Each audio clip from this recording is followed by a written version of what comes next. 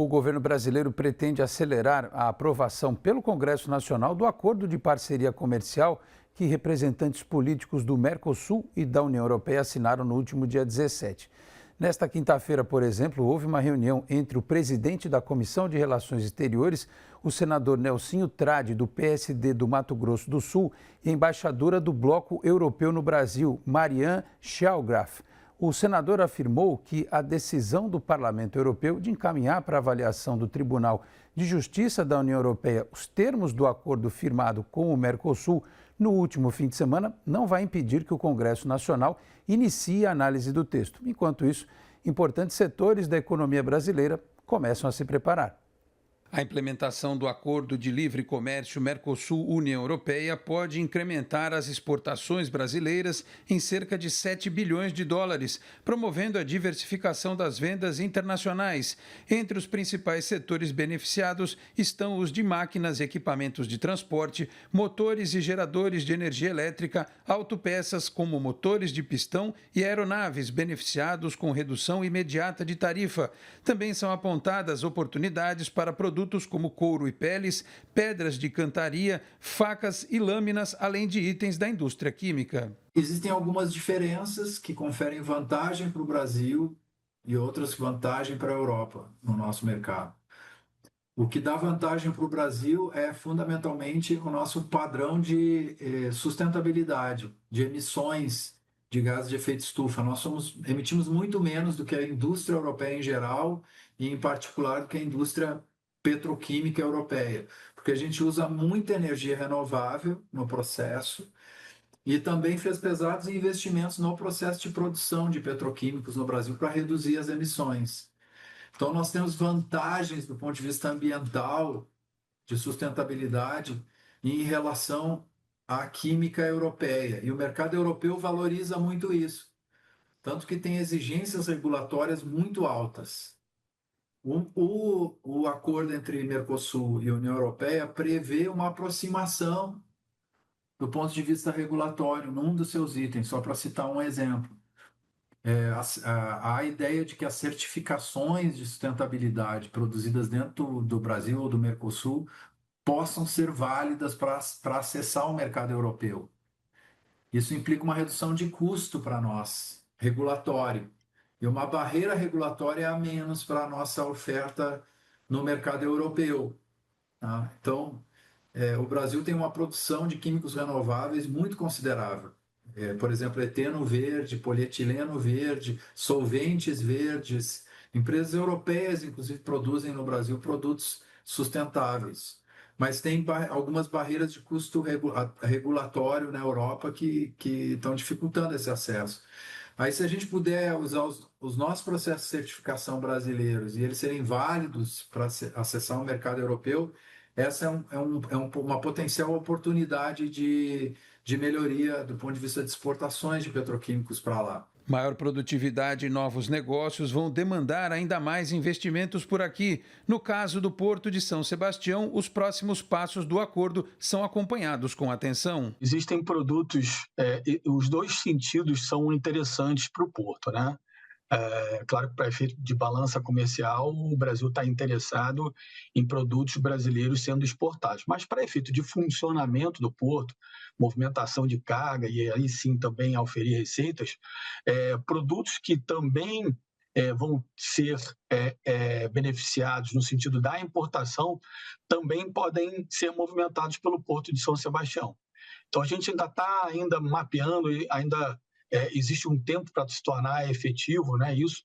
Então, em parceria com os operadores portuários, a gente está começando a trabalhar em cima disso para poder disponibilizar, oferecer o Porto de São Sebastião como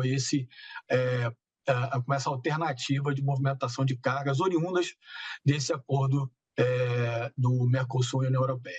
Por isso é fundamental ter cuidado especial com as questões jurídicas, o que passa também pelo problema dos gargalos logísticos nos principais portos do país. Quando se fala de um acordo dessa magnitude, eu reputo importante que se observe dois aspectos.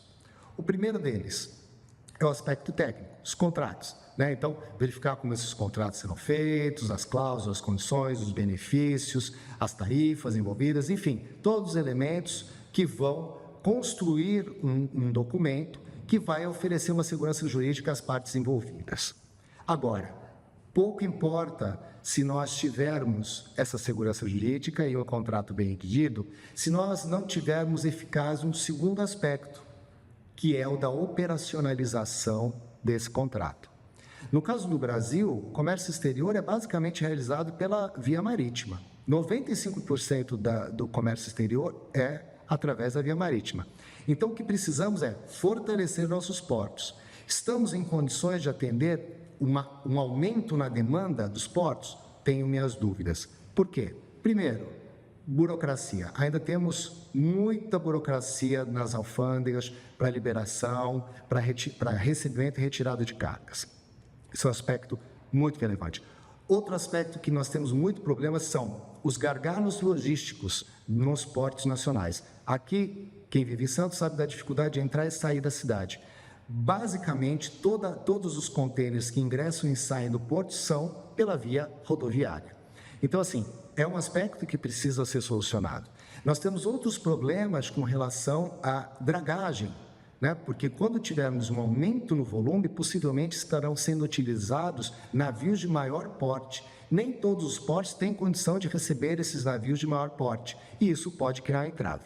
Então, assim, são alguns elementos que precisam ser revistos e que, se não vistos, a despeito de gerar uma expectativa de negócios, de ganhos, pode trazer, na verdade, um prejuízo para os bolsos e para os cofres nacionais. E agora você acompanha mais uma edição especial do Giro IBI. Neste episódio, o diretor-presidente do Instituto, Mário Povia, fala sobre cabotagem e o papel da navegação entre portos brasileiros. Confira. Você sabe o que é cabotagem? Eu vou explicar para você em poucas palavras o que significa navegação de cabotagem. É uma navegação entre dois portos ou entre dois pontos dentro do território brasileiro. Por exemplo, se eu tenho uma carga que sai de Manaus e ela vai para o porto de Suape, em Pernambuco, eu estou fazendo aí uma navegação de cabotagem. Se eu saio de Suape e vou para Salvador, cabotagem. De Salvador para Santos, cabotagem. De Santos para o Rio Grande do Sul, Rio Grande, cabotagem. Isso define a navegação de cabotagem. E por que a navegação de cabotagem é importante? Porque o Brasil tem dificuldades de ter uma matriz de transporte equilibrada. Nós temos vários modais de transporte, rodoviário, ferroviário, aquaviário e o aeroviário também, por aeroportos também. E é importante que a gente equilibre essa matriz, porque para longas distâncias, o ideal, tanto no aspecto econômico quanto no aspecto ambiental, é que você faça essas longas distâncias pela água. Médias distâncias sobre trilhos e as pequenas distâncias, tanto na origem da carga quanto no destino, fazer pelo modal rodoviário. Isso disciplina melhor a logística, isso deixa o frete mais competitivo, portanto, os produtos que nós consumimos mais baratos. Essa é a ideia, é isso que se busca, deixar cada modal com a sua distância movimentando determinado tipo de carga. Gostou do que é cabotagem? Depois eu venho com outros conceitos aí para você entender melhor o que é a logística de transporte no Brasil. E você viu ontem aqui no Conexão Porto Indústria o lançamento da exposição do Espaço Petrobras Bacia de Santos, anexa ao edifício da Petrobras no Valongo.